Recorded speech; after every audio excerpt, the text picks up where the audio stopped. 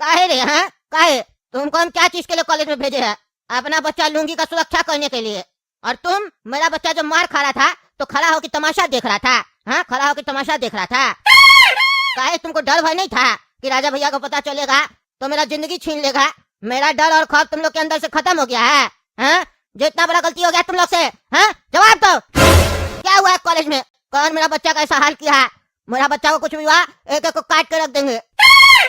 अरे राजा भैया माफ कर दीजिए, पर खून तो मेरा भी बहुत खौल रहा था जब वो लड़का पूरे कॉलेज के सामने लुंगी भैया को मार रहा था। बड़ी बेरहमी से मारा लुंगी भैया को। हम चाहते हुए भी लुंगी भैया को नहीं बचा पाए, क्योंकि लुंगी भैया मेरा हाथ बांध के रखे थे। उनका कहना था कि ये हम दोनों की लड़ाई है, इसमें कोई नहीं आएगा। इसीलिए मजबूरी के कारण हमको चुप करके खड़ा रहना पड़ा, क्योंकि आपको तो पता है अगर एक बार लुंगी भैया को गुस्सा आ गया तो वो फिर किसी की नहीं सुनते हैं, आपकी भी नहीं सुनते हैं, तो वो फिर मेरी बात कैसे सुनते। इसीलिए हमको मजबूरी में चुप करके खड़ा रहना पड़ा। और खाली हम नहीं, ये दोनों जो बॉडीगार्ड है ये लोग भी चुप करके खड़े थे, क्योंकि लुंगी भैया मना किए थे। वरना आपको लगता है कि वो लड़का लुंगी भैया को ऐसे मार पाता? मारना तो बहुत दूर की बात है, लुंगी भैया को वो छू भी लेता तो हम लोग उसको काट के रख देते। अरे तो लुंगी तुम लोग को मना किया था फाइट के बीच में नहीं आने से। तुम लोग हमको तो कॉल करके बता सकता था ऐसा ऐसा चीज हो रहा, फाइट हो रहा, हम फिर बताते ना। बस तुम लोग को बकवास करने के लिए भेजते हैं कॉलेज में। हमको क्यों नहीं कॉल किए? और अब बात बना रहे हो, गलती हो गया तो मेरा बेटा अगर मर जाता वहाँ पे तो उसका कौन जिम्मेदारी लेता? गलती तो तुम लोग से हुआ, ये गलती का सजा तो तुम लोग को मिलेगा। तुम लोग अगर चाहते हो सजा कम मिले तो जाओ और उस लड़का को पकड़ के लेके आओ जो मेरा बच्चा का ये हाल किया है। मेरा बच्चा बोल रहा है वो मर्द नहीं है, आखिर ऐसा क्या किया है वो लड़का मेरा बच्चा के साथ जो वो कह रहा है वो मर्द नहीं है? पकड़ के लाओ उसको, उसके बाद तुम लोग का भी फैसला होगा। और अगर तुम लोग उस लड़का को नहीं पकड़ के लाए तो फिर देखना तुम लोग का कैसे मुंडी मरोड़ते हम, और बाद में उस लड़का को बीच कॉलेज में जाके सबके सामने मारेंगे। जाओ, सबको वापस से याद करवाना पड़ेगा लगता है राजा भैया कौन है और क्या कर सकता है।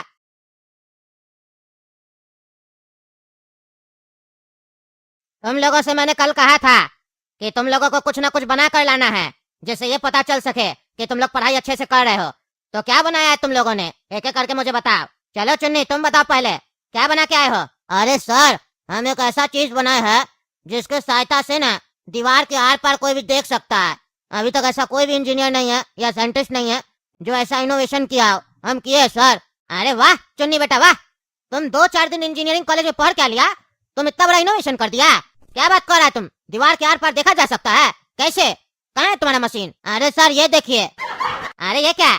ये तो हथौड़ा है और छेनी है, मशीन कहाँ है तुम्हारा?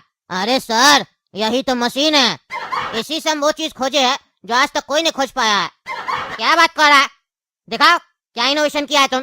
सर इस छेनी को हम दीवार पे रखे और हथौड़ा से मारते गए और आपको पता है थोड़ा देर के बाद हमको दीवार के आर पार नजर आने लगा। आप भी सर जब ये काम कीजिएगा ना तो आपको भी दीवार के आर पार नजर आएगा। क्या बकवास कर रहा है इडियट कहीं का? मजाक चल रहा है क्या? यहाँ कॉलेज में मजाक चल रहा है? छेनी से दीवार में छेद कर देगा तो दिखाई नहीं देगा? बोलता इनोवेशन किया, मारेंगे 4 झपड़ तो सारा बकवास भुला देंगे। अरे सर इससे बढ़िया आइडिया तो मेरे पास है दीवार के उस पार देखने का। क्या आइडिया बताओ? अरे सर जिस दीवार के उस पार देखना है उस पर एक कैमरा लगाइए और दूसरी तरफ अपना मोबाइल से कैमरा में देखिए, दीवार के उस पार आपको दिखाई देगा। इसके लिए छेनी हथौड़ा का क्या जरूरत है सर? अरे ये तो मूर्ख है, तुम महामूर्ख है। तुमको तो इतना अच्छा नंबर आया था, उसके बाद तुम ऐसा जवाब दे रहा है। इंजीनियरिंग कॉलेज का स्टूडेंट नहीं लग रहा तुम लोग बिल्कुल भी। तुम लोग से पहले वाला बैच जो था वो लोग बहुत स्मार्ट था, तेज था, इतना अच्छा अच्छा मशीन बनाया था और तुम लोग बकवास कर रहा है। अरे सर हम लोग पर भी यकीन कीजिए, हम लोग भी तेज हैं। ये तो हम चुन्नी के सवाल का जवाब दिए, पर हम अपना मशीन भी बनाए हैं। अपना मशीन के बारे में बताने का मौका दीजिए। अरे बताओ क्या बनाए हो? अरे सर पूरा नहीं बनाया, अभी 60% बन गया है, 40% बनना बाकी है। प्रोसेसिंग चल रहा है, उसमें सर थोड़ा आपका हेल्प का जरूरत होगा। अगर आप हेल्प कर दीजिएगा ना तो मशीन 100% बनकर तैयार हो जाएगा। अरे हाँ हेल्प करेंगे, पहले ये तो बताओ कौन सा मशीन के ऊपर काम कर रहे हो तुम? क्या बना रहे हो? अरे सर मशीन के बारे में बताने से पहले आपको ये बताते हैं कि वो मशीन का काम क्या होगा। आप होटल गए होंगे तो देखे होंगे, काफी लोग खाना खाता है और आधा खाना छोड़ देता है, और वो खाना कहाँ जाता है? डस्टबिन में। तो सोचिए पूरी दुनिया में इतना सारा रेस्टोरेंट है, सारा रेस्टोरेंट में ऐसे ही खाना बर्बाद होता होगा तो कितना खाना एक दिन में बर्बाद होता होगा। तो जो हम मशीन बना रहे ना उसमें वो खाना अगर आप डाल देंगे तो जितना खाना मिक्स होगा, जैसे दाल चावल में, सब्जी चावल में, सब अलग अलग हो जाएगा और फ्रेश हो जाएगा, ताकि खाने में वापस यूज आ सके। रिसाइकिल करेंगे खाना का। क्या ऐसा मशीन पे काम कर रहा है तुम? अगर ये मशीन बन भी जाएगा तो ऐसा खाना क्यों खाएगा कोई भी? झूठा कोई भी थोड़ी ना खाएगा। अरे सर क्यों नहीं खाएगा? काफी शहर ऐसा है जहाँ पर गंदा नाला का पानी को फ्रेश करके दिया जाता है, घर में सप्लाई किया जाता है और लोग आराम से पीता है।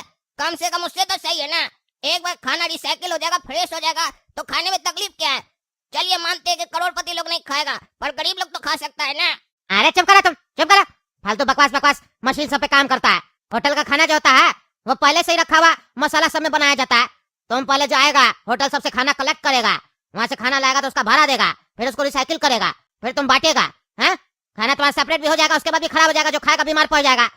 फालतू मशीन सब पे काम मत करो जिसका जरूरत नहीं है, उस पे काम करो जिसका जरूरत है। अरे सर, अभी भी आप मेरा बात नहीं समझ रहे हैं। वो जो मशीन है ना, सारा होटल में लगवाएंगे, मशीन बेचेंगे, सारा होटल वाला लोग खाना उसी में डालेगा डस्टबिन की जगह, खाना फ्रेश हो जाएगा। फिर वो खाना हम लोग अपना कंपनी बनाकर खरीदेंगे। मेरा और गोरा कद्दू का एक कंपनी होगा जो ऐसा खाना खरीदेगा। फिर जो वो खाना आएगा हम लोग के पास, उसका पैकेजिंग करेंगे और पैकिंग करके मार्केट में छोड़ देंगे। गरीब लोग खाएगा सस्ता में खाना। चुप करा तुम। इतना घटिया आइडिया दे रहा है। कोई रेस्टोरेंट वाला नहीं लगाएगा तुम्हारा मशीन।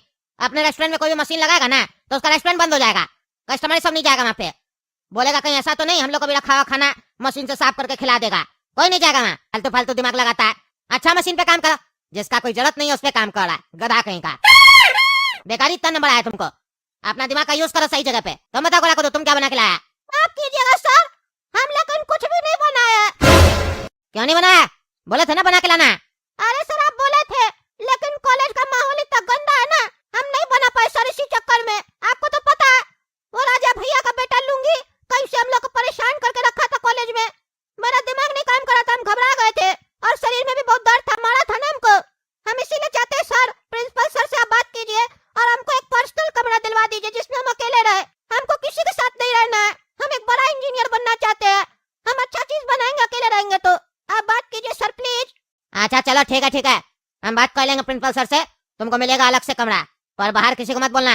राजा भैया का बेटा को पता नहीं चलना चाहिए। अब तुम बताओ भाई, जो क्या बना के लाया? अरे सर हम अभी बनाए नहीं है, पर एक आइडिया है मेरे दिमाग में, सोच रहे हैं उस पर काम करें। हाँ बताओ क्या आइडिया है? अरे सर जैसे हम कहीं बाहर वाहर जाते हैं ना तो हमको बार बार वॉशरूम लगता है, तो हम सोच रहे हैं क्यों ना हम एक ऐसा रिमोट बनाएं जिससे कि हम अगर बाहर जाएं और हमको वॉशरूम लगे तो हम म्यूट बटन दबा दें, ताकि हम आराम से काम कर सके, और जब घर वापस जाएं तो वहां पर उसको अनम्यूट कर दें, फिर हम घर में जाके आराम से अपना वॉशरूम कर सकें। काफी सर इससे तकलीफ होता है हमको, क्योंकि सुलभ शौचालय सब रोड का गंदा होता है ना, तो मन नहीं करता वहां जाने का। अगर सर एक बार ये रिमोट बन गया तो सोचिए पूरी दुनिया में जितना लोग रोड पर घूमता है कोई भी कहीं पर भी गंदगी नहीं करेगा, सबके पास एक रिमोट रहेगा। जैसे ही वॉशरूम आएगा म्यूट बटन दबा देगा और घर जाकर अनम्यूट कर देगा।